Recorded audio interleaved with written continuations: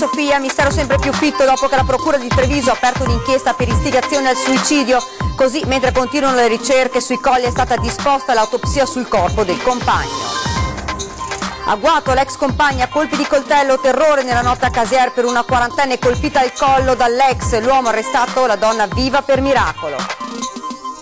53enne carabiniere in congedo che aveva lavorato anche a Padova, ucciso dopo una brutale rapina in casa in Brasile. Gli assassini gli sparano e gli tagliano le dita con un macete. Parla il 73enne padovano che ha affrontato a bastonate il ladro che voleva rubargli la macchina, ma è stato sopraffatto dal bandito, poi arrestato, ha agito distinto. 4 denunciati dalla Digos dopo l'irruzione del Veneto Fronte Schienezza a Como, ma il gruppo di ultradestra ribadisce: continueremo, dichiarazioni shock alla Zanzara su Hitler e gli ebrei. Pensioni, allarme della CGIL, da qui al 2065 per effetto delle leggi attuali si andrà in quiescenza da ultra settantenni, tanto gli uomini quanto le donne. Il 2 dicembre mobilitazione nazionale. Iter burocratico infinito e costi lievitati per le nuove norme da adottare nell'organizzazione del pane e vino, e così a Vittorio Veneto scompare uno degli esempi più tradizionali.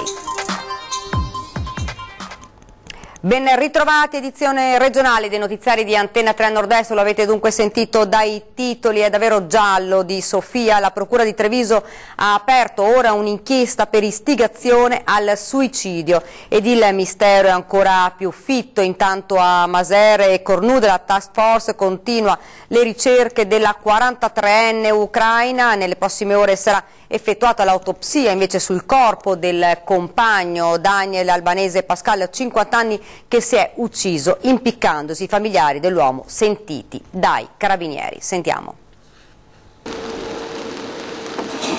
Il mistero sulla scomparsa di Sofia è sempre più fitto. Le indagini, serrate dei carabinieri, il tavolo della prefettura per coordinare le ricerche, e questa mattina il capo della Procura della Repubblica, Michele Della Costa, che dice: è stato aperto un fascicolo per istigazione al suicidio. Si è aperto così un nuovo inquietante capitolo di quello che ormai è diventato un vero e proprio giallo. Istigazione al suicidio del compagno di Sofia? Daniel Pascal Albanese, 50 anni, si è tolto la vita impiccandosi. Una matassa sempre più difficile da sbrogliare. Il punto fermo su questo caso è la ricerca di Sofia, sulla quale gira tutto. Lei risulta scomparsa dal 17 novembre, quando proprio Daniel aveva presentato la denuncia ai carabinieri. Il 27 lui si uccide, poi il nulla. Questa mattina, nonostante il tempo, sono continuate serrate le ricerche, diversi i punti del territorio scandagliati. Un campo base è quello che è stato sistemato nella zona in cui è stato trovato il veicolo della persona scomparsa, e l'altra invece ha preso partenza dalla zona del Fagarè, che è invece in territorio di Cornuda. Fra le ipotesi rimane quello dell'omicidio. Mi pare abbastanza evidente che se si va su un bosco non si va alla ricerca di una persona scomparsa, soprattutto visto che sono passati diversi giorni, ma si va alla ricerca molto probabilmente di un corpo. Intanto il padre e la sorella non credono all'ipotesi che Daniel possa aver fatto del male a Sofia. Fanno fatica naturalmente a pensare che il figlio e il fratello abbia potuto eventualmente fare un certo tipo di azione. La 43enne lavorava come badante ma anche come interprete, lavoro che la portava spesso a Bologna. Lei aveva questa attività soprattutto nel fine settimana, e proprio per questo ritengono che ci possono essere dei legami con questo tipo di attività o di conoscenze che lei poteva avere in contesti diversi. Una coppia tranquilla, dice il padre, insieme da tanti anni, ma su Sofia e la sua scomparsa si racchiude il giallo. E rimaniamo nel Trevigiano. A Casier nella notte un 53enne ossessionato dalla fine della relazione con la compagna quarantenne ha aspettato la donna e ha sferrato una coltellata alla gola. Lei è ferita ma se la caverà. Lui è stato arrestato per tentato omicidio. Non un colpo al culmine di un litigio, ma una coltellata sferrata alla gola in un vero e proprio agguato che lui le avrebbe teso aspettandola in un parcheggio sotto casa. È stato arrestato per tentato omicidio nella notte un 53enne di origini calabresi, Fortunato Toscano, incensurato. Poco dopo mezzanotte in piazza San Pio X a Casiera ha aggredito alla schiena l'ex compagna di 40 anni, raggiunta alla gola da un fendente sferrato con un coltello da cucina.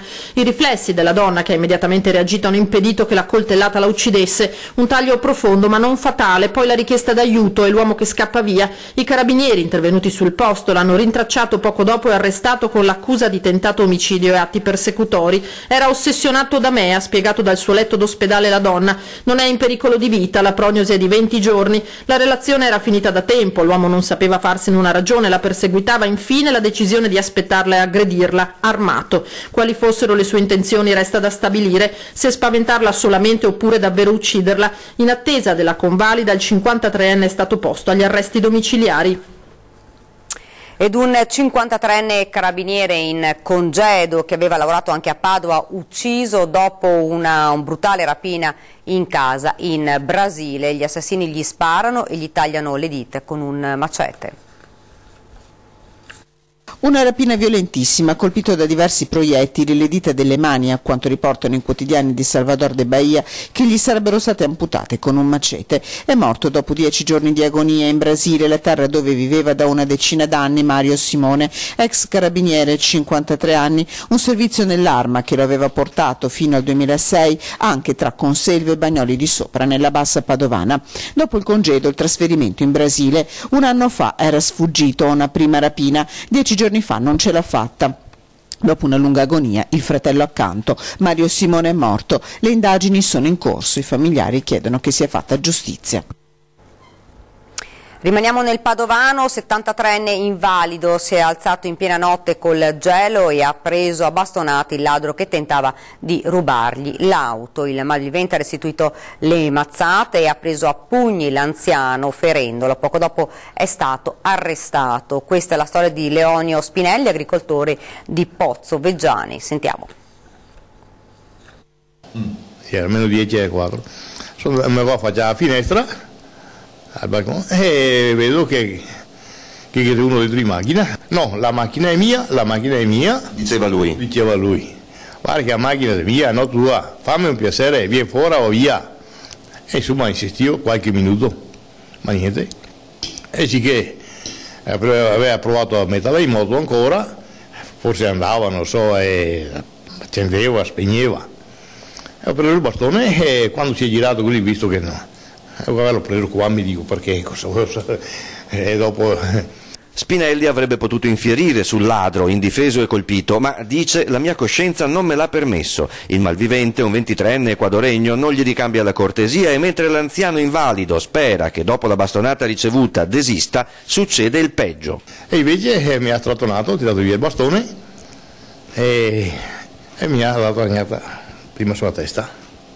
Dopo sono riuscito tirando a toglierlo da nuovo, allora che inizia a pugni e mi ha preso qua, mi ha preso il braccio qua. Spinelli avrebbe potuto svegliare la badante, una loro amica ospite in casa. In 3 contro 1 le cose sarebbero andate diversamente. L'agricoltore ora ha 5 punti sulla testa, 3 all'orecchio destro, il braccio sinistro rigonfio. Lui, che è già cardiopatico e invalido al 100%, ora risente di dolori dappertutto e di scompensi alla pressione arteriosa. Leonio è riuscito a fermare il ladro della sua Punto, che è stato arrestato e non si è pentito. Cos'è che l'ha mossa? Il fatto che sentiva di subire un'ingiustizia?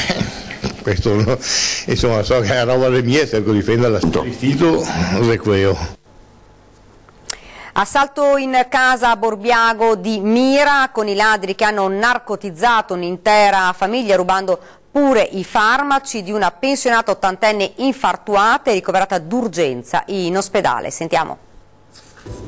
Un'intera famiglia inconsapevolmente in balia dei ladri che hanno messo sottosopra l'intera casa e rubato tutto quello che potevano arraffare, pure i farmaci della mamma 79enne cardiopatica e reduce da un infarto appena un paio di giorni prima dell'assalto. Il racconto concitato della figlia Annalisa, ancora sotto shock insieme agli anziani genitori. Ovviamente siamo molto provati, soprattutto mia mamma è arrivata in condizioni molto gravi in ospedale. Posso dire che hanno portato via anche i farmaci, non le dico altro. E allora non so in mano cosa siamo. Il fatto in via Malpaga a Borbiago di Mira, frazione venerdì 17 novembre scorso, letteralmente presa d'assalto da una banda di criminali che ha depredato un intero rione, rubando pure una BMW e seminando il panico tra i residenti, con i carabinieri chiamati a intervenire dagli stessi alle prime luci dell'alba, già verso le 5 del mattino. Hanno portato via tutto e quindi non abbiamo più nulla. L'unica cosa che posso dire, ci hanno portato via tutto, però almeno non ci hanno bastonato. Quindi arrivo a questo. 4 denunciati dalla Digos ed altri in via di identificazione dopo l'irruzione di Veneto Fronte Skinheads in una serata sull'immigrazione a Como, ma il gruppo di ultradestra ribadisce. Leggeremo altri documenti. Sentiamoli. Per tutti voi, figli di una patria che non amate più, siamo qui a ricordarvi che proprio il popolo si ama e non si distrugge. Fermiamo l'invasione. 4 di loro sono già stati identificati e denunciati, ma la Digos sta identificando anche gli altri per accusarli tutti e 16 di violenza privata. Eppure loro, gli esponenti di Veneto Fronte Skinheads, non arretrano di un passo. Anzi, dopo l'irruzione alla riunione di 2 sere fa all'Assemblea Pubblica Como Senza Frontiere, interrotta tra lo sgomento dei presenti per leggere un volantino proclama di accuse contro l'immigrazione, il gruppo di ultradestra Veneto, che tra i suoi appartenenti conta persone da tutto il nord, ha pubblicato un comunicato ribadendo l'iniziativa. Vi garantiamo che ne seguiranno altri, ha scritto, tutti permeati dello stesso vigore. E precisano, nessuna aggressione, nessuna violenza, solo la lettura di un documento. Il problema è che tutto questo è avvenuto senza che gli organizzatori della serata, ARCI, ACLI, CGIL e gruppi di volontariato, potessero fare alcunché per impedirlo. I militanti di ultradestra sono entrati nel locale, si sono messi attorno al tavolo dove stavano discutendo una decina di persone, hanno interrotto la riunione e un portavoce ha letto il testo di un volantino dal titolo Como Senza Frontiere, ipocriti di mestiere. Nel testo critica le politiche nazionali sull'immigrazione, definita invasione, e alle associazioni in particolare accusate di essere composti di soloni dell'immigrazione a ogni costo, guidate da una logica schiavista e una logica malata. Una vicenda che ha sollevato un vespaio di polemiche. La CGIL ha chiesto al prefetto di Como la convocazione di un tavolo urgente, mentre i deputati PD Emanuele Fiano, Chiara Braga e Mauro Guerra hanno firmato una interrogazione al ministro Minniti parlando di intimidazione in stile squadristico e azione gravissima e inaccettabile. Incapaci di vedere che la loro logica. E nel pomeriggio Giordano Caracino, capo del Veneto Fronte Skinheads, ha rincarato la dose. Intervistato dalla Zanzara a Radio 24, non era un incontro segreto ma pubblico, ha detto, e non c'è stata alcuna violenza. Lo rifaremo, le denunce ce ne possono fare anche 10.000, non cambieremo di una virgola. Sollecitato dai conduttori del programma, l'esponente del movimento di estrema destra ha poi risposto: Hitler ha fatto cose positive per la Germania, Mussolini, grande statista, purtroppo ha perso la guerra. E cambiamo argomento, pensioni, allarme della CGIL: da qui al 2065, per effetto delle leggi attuali, si andrà in quiescenza da ultra settantenni. Il servizio.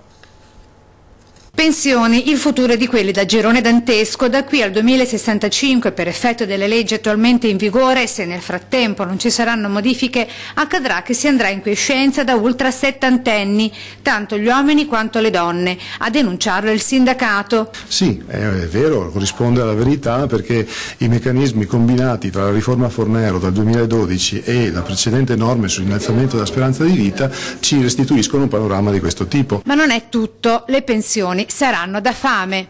E produrrà una copertura previdenziale, un cosiddetto tasso di sostituzione che non arriverà neanche al 50% degli ultimi stipendi. E sicuramente non ha nulla a che fare col sistema di calcolo che conoscevamo, dove si poteva andare in pensione con anche oltre l'80% della retribuzione finale. Insomma, i conti proprio non tornano, ecco perché per cambiare il sistema previdenziale, sostenere lo sviluppo e l'occupazione, garantire il futuro ai giovani, contro le misure adottate dal governo, organizzata per sabato prossimo 2 dicembre la grande mobilitazione a livello nazionale, in contemporanea ben 5 città, con Torino come punto di incontro per tutto il nord Italia. Saranno un centinaio di autobus in partenza dal Veneto, 5.000 lavoratrici, lavoratori e pensionati che arriveranno a Torino, altre centinaia si muoveranno in treno. C'è una partecipazione assolutamente importante che ci conferma come questo tema è sentito nelle fabbriche, è sentito nei territori. La gente chiede di modificare strutturalmente un sistema che non regge più. Dipendente di una catena di negozi scappa con i soldi e merce del negozio. L'uomo avrebbe sottratto poco meno di 100.000 euro, trasferendosi poi in Brasile facendo perdere le sue tracce. Il sogno proibito di molti, rifarsi una vita in un altro paese. Lui, commesso vicentino di 39 anni, ci è riuscito. Peccato però che l'abbia fatto con i soldi del negozio per il quale lavorava. L'uomo, infatti, accusato di appropriazione indebita, si sarebbe appropriato fra merce e contanti di poco meno di 100.000 euro, quindi si è licenziato e trasferito in Brasile, dove del 39enne peraltro si sono perse le tracce. Il commesso era stato assunto anni prima da una società di Milano che gestisce numerosi negozi sparsi in tutta Italia. Il 39enne, dopo vari spostamenti, era arrivato a lavorare in un negozio in Viale della Pace, dove gestiva in autonomia, occupandosi di tutto, compresa la contabilità. Le indagini hanno poi appurato varie incongruenze tra capi venduti e i guadagni e le rimanenze di magazzino. Insomma, il 39enne, raggiunto il gruzzolo desiderato o temendo di venire scoperto, ha deciso di licenziarsi e far perdere le proprie tracce. È di un morto il bilancio dell'incidente avvenuto nel pomeriggio lungo l'autostrada A4 San Donà di Piave Meolo, in cui una vettura ha tamponato un tir fermo per motivi tecnici. L'automobilista, a causa della violenza dell'urto, è deceduto all'istante. Attualmente, informa la concessionaria Autovie Venete, sono in fase conclusiva le operazioni di rimozione del mezzo pesante con targa slovena. È ancora attiva l'uscita consigliata a San Donà di Piave perché è diretto a Venezia. Ci sono ancora 5 chilometri di coda dietro l'incidente ed è attiva la deviazione lungo la A28 Portogruaro-Pordenone-Conegliano. Locale derubato e poi distrutto da un rogo. A distanza di 3 anni, indagati i titolari per incendio doloso. Avevano disattivato il sistema d'allarme, rubato, e poco dopo era scoppiato un incendio che, distruggendo il locale, aveva cancellato ogni traccia. Era il maggio del 2014, ad Arsego aveva preso fuoco il Blue Notte Caffè.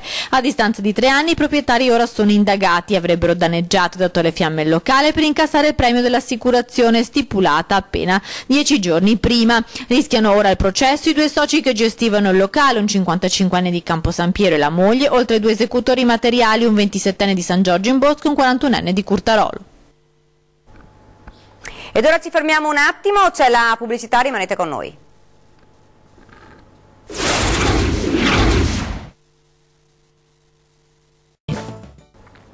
Rieccoci in studio con l'edizione regionale del Veneto. Dal Veneto sono in arrivo gelate anche in pianura sulla base del bollettino meteo Veneto emesso dall'ARPAV. Il centro funzionale decentrato della protezione civile della regione ha emesso per questo motivo lo stato di attenzione per le gelate sulle zone di pianura, valevole dalle 18 di oggi 30 novembre alle 12 di domani 1 dicembre. In particolare tra la sera e la notte, indicano le previsioni, si verificherà un sensibile calo delle temperature con gelate che interesseranno abbastanza diffusamente anche la pianura. In considerazione della possibile formazione di ghiaccio, è raccomandato agli enti gestori delle infrastrutture stradali e ferrovie di assumere ogni iniziativa atta a garantire la funzionalità e la sicurezza della viabilità.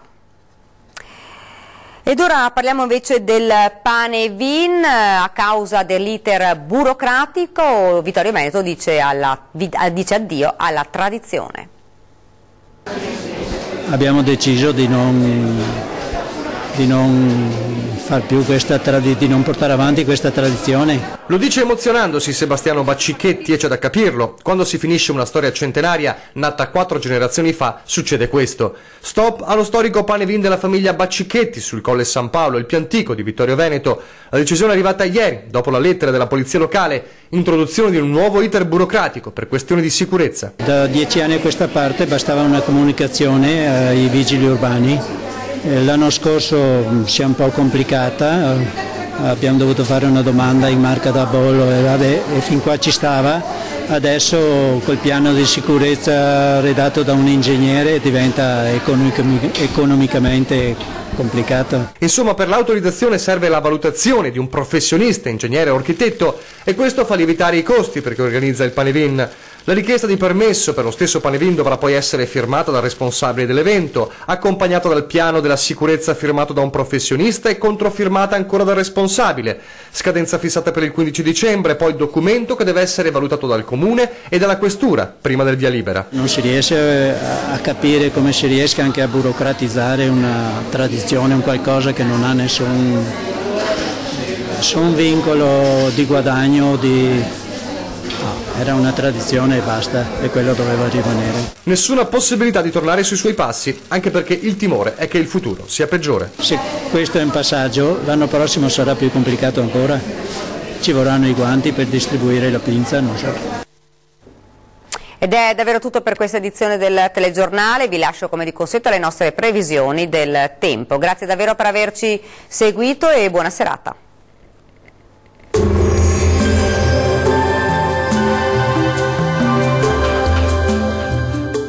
Termoidraulica Susin. Se compri una caldaia, in omaggio il condizionatore. Termoidraulica Susin a 0 branco. Maltempo sulle nostre regioni con qualche nevicata che sarà possibile fino in pianura. Vediamo la previsione per il primo giorno di dicembre. Sul Veneto tempo che peggiora nel corso del pomeriggio con cielo coperto e precipitazioni via via più diffuse, nevose per qualche ora fino in pianura sul Vicentino, Trevigiano, ma possibili anche su Padovano e localmente sul Veronese. Pioggia invece altrove. Vediamo anche le temperature, le massime saranno comprese tra 3 e 8 gradi, valori minimi tra -4 e 2 gradi circa. Spostiamoci ora a vedere la situazione del Friuli Venezia Giulia. Dapprima bel tempo, ma nel corso del pomeriggio peggiora ovunque con cielo coperto e precipitazioni deboli, anche nevose a bassa quota. Vediamo le temperature, le massime saranno comprese tra 6 e 9 gradi, valori minimi positivi soltanto a Gorizia e Trieste. Concludiamo con uno sguardo alla situazione del Trentino Alto Adige, anche qui dapprima bel tempo ma dal pomeriggio peggiora su tutta la regione con nevicate fino a quote molto basse. Temperature massime attese sui 3-4 gradi, valori notturni previsti tra -2 e 0 gradi. Il mare sarà generalmente mosso, i venti moderati da est lungo le coste e da sud al largo. Dal meteo è tutto, arrivederci.